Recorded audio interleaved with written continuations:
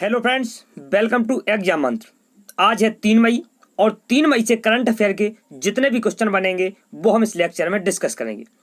सो दोस्तों, वीडियो पूरा देखिएगा और इसके साथ जो स्टैटिक जीके वाला पोर्शन होगा वो भी आपको बताया जाएगा। सो दोस्तों, हम देखते हैं। कल हमने आपसे पूछा था कि हाल ही में इरफान खान का निधन हो गया है, वह किससे संबंधित थे। बहुत लोगों ने इसका करेक्ट आंसर दिया, वह एक अभिनेता थे। कौन थे? वो एक अभिनेता थे। बहुत लोगों ने डिटेल में लिखा। मैं आपसे फिर बोलूंगा कि आप जितना से ज़्यादा हो सके आप कमेंट बॉक्स में लिखा करिए, क्योंकि जो चीज़ आप लिख देते हैं वो आपको काफ़ी दिनों तक याद रहती है। ठीक है दोस्तों, तो अभी हाल ही में 54 वर्ष की अवस्था में किसका? अभिनेता इरफान खान का निधन हो गया है। ठीक है दोस्तों, मैं आपसे एक बार फिर बोलूंगा कि दोस्तों, अपने जीवन में एक लक्ष्य निर्धारित करो, एक रणनीति बनाओ और उसके बाद जो भी फैसला आप कर लो तो कभी फिर पीछे मुड़कर नहीं देखना, क्योंकि पलट कर देखने वाले कभी इतिहास नहीं रचा करते। दोस्तों, देर न करते हुए हम देखते हैं हमारा आज का पहला प्रश्न। हमारा आज का पहला प्रश्न है, हाल ही में किस राज्य के काले चावल को जीआई टैग मिला है? हाल ही में किस राज्य के काले चावल को जीआई टैग मिला है? तो दोस्तों, अभी हाल ही में मणिपुर के काले चावल को जीआई टैग मिला है। तो B is the correct answer. अब जीआई टैग किसे मिला है? मणिपुर के काले चावल को। तो बात कर लेते हैं मणिपुर की। तो दोस्तों, देखते हैं हम मैप में कि मणिपुर की जो कैपिटल है वो क्या है? इम्फाल। यहाँ के जो सीएम है वो कौन है? एन बीरेन सिंह। और यहाँ के जो गवर्नर है वो है नजमा हेपतुल्ला। और यहाँ लोकसभा में 2 सीटें हैं, राज्यसभा में मात्र 1 सीट है और विधानसभा में 60 सीटें हैं। यहाँ का जो फोक डांस है वो कौन है? मणिपुरी। और यहाँ का जो नेशनल पार्क है वो कौन है? केवल लेमजाओ नेशनल पार्क। केवल लेमजाओ नेशनल पार्क यहाँ का बहुत फेमस नेशनल पार्क है। ठीक है दोस्तों, इस प्रश्न से हमें इतनी जानकारी मिलती है।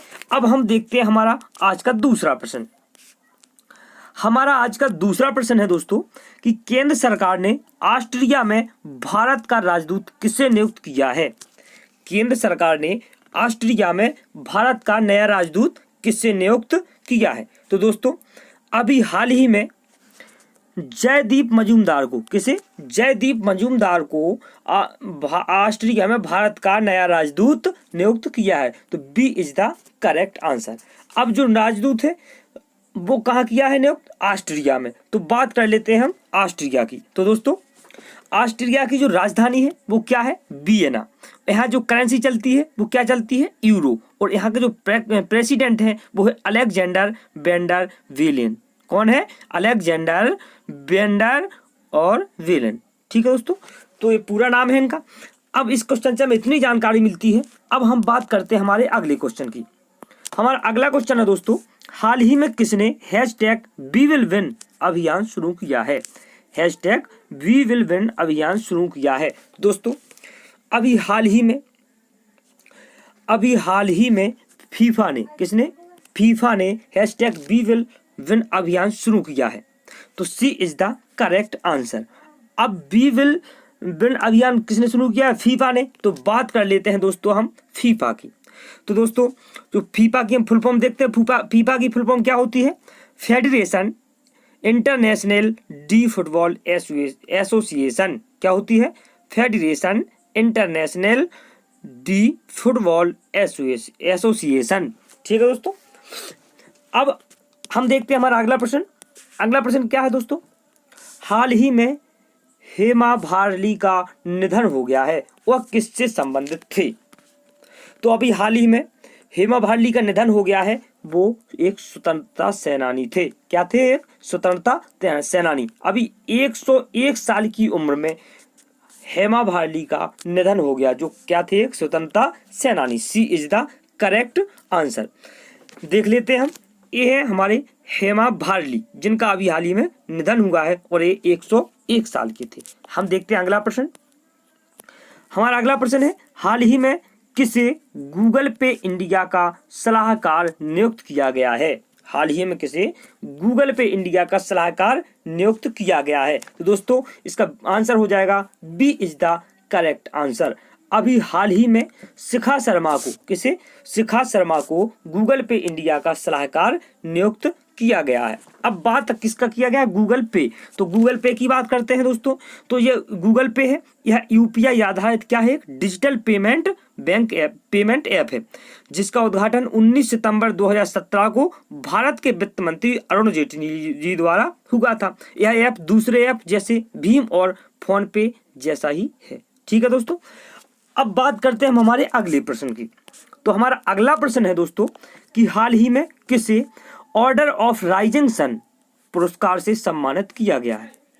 ऑर्डर ऑफ राइजिंग सन पुरस्कार से सम्मानित किया गया है। ठीक है दोस्तों, तो अभी हाल ही में थोंगजाम धवाली सिंह, अर्थात A is the correct answer, Thongjam Dhawali Singh को ऑर्डर ऑफ राइजिंग सन पुरस्कार से सम्मानित किया गया है। अब दोस्तों थोंगजाम धवाली सिंह कहाँ के थे?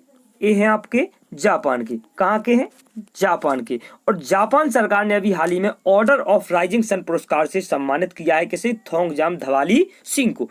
अब बात करते हैं जापान की, तो जो इसका स्टैटिक जीके वाला पोर्शन है वो भी हम देख लेते हैं। तो जापान की करेंसी चलती है यहाँ पे जापानीज येन चलता है, और यहाँ की जो कैपिटल है वो क्या है? टोक्यो है, और यहाँ जो पीएम कौन है? Shinzo Abe. ठीक है दोस्तों, अब देखते हैं हम हमारा अगला प्रश्न। अगला प्रश्न है हमारा कि हाल ही में किसने विकास अभय ऋण योजना शुरू की है? हाल ही में किसने विकास अभय ऋण योजना शुरू की है? तो दोस्तों अभी हाल ही में केवीजीबी ने विकास अभय ऋण योजना शुरू की है।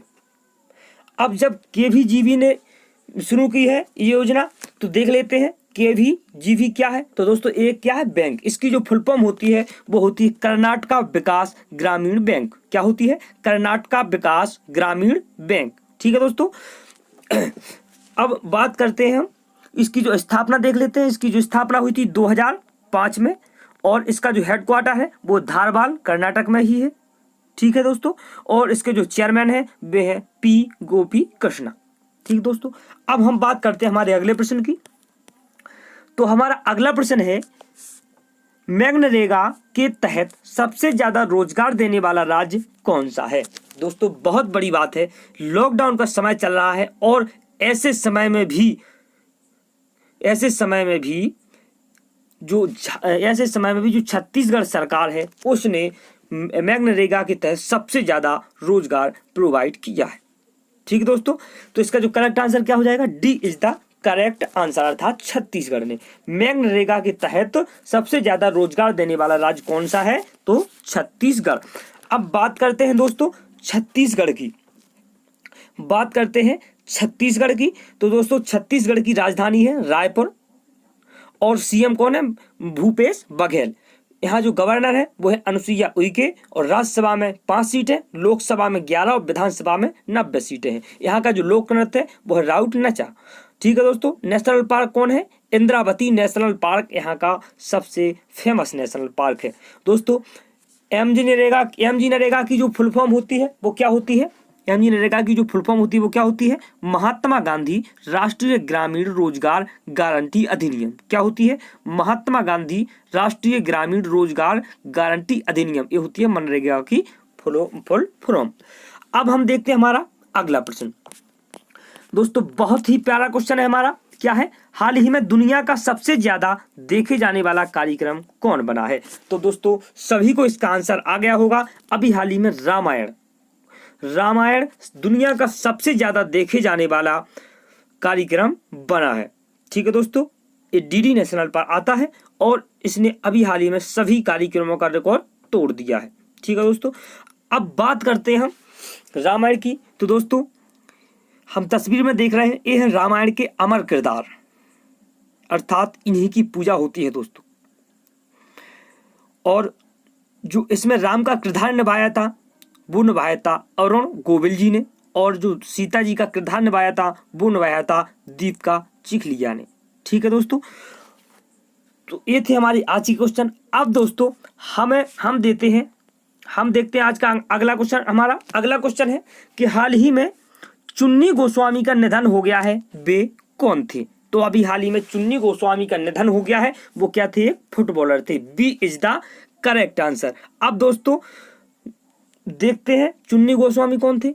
दोस्तों ये है हमारे चुन्नी गोस्वामी जो अब नहीं रहे। ठीक है दोस्तों, इन्हें फुटबॉल में चुन्नी दा के नाम से फेमस है ये। तो चुन्नी गोस्वामी का निधन हुआ है। ये कौन थे? फुटबॉलर। अब हम देखते हैं दोस्तों आज का प्रश्न। इसका आंसर आपको कमेंट बॉक्स में लिखकर देना है। ठीक है दोस्तों, बहुत ही प्यारा क्वेश्चन है। क्या है कि हाल ही में अंतर्राष्ट्रीय मजदूर दिवस कब मनाया गया था? कल ही हमने आपको बताया था। तो दोस्तों आपने अगर पिछली वीडियो नहीं देखी तो आप जाके चैनल पर जाके हमारी पिछली वीडियो देख सकते हैं। तो दोस्तों और इसका आंसर आपको कमेंट बॉक्स में बताना है। और दोस्तों कमेंट करके हमें ये जरूर बताइए कि आज का वीडियो आपको कैसा लगा। अगर आप चाहते हैं कि मैं और कुछ बदलाव लेकर आऊं तो आप कमेंट बॉक्स में हमें लिखकर जरूर बताइए। धन्यवाद।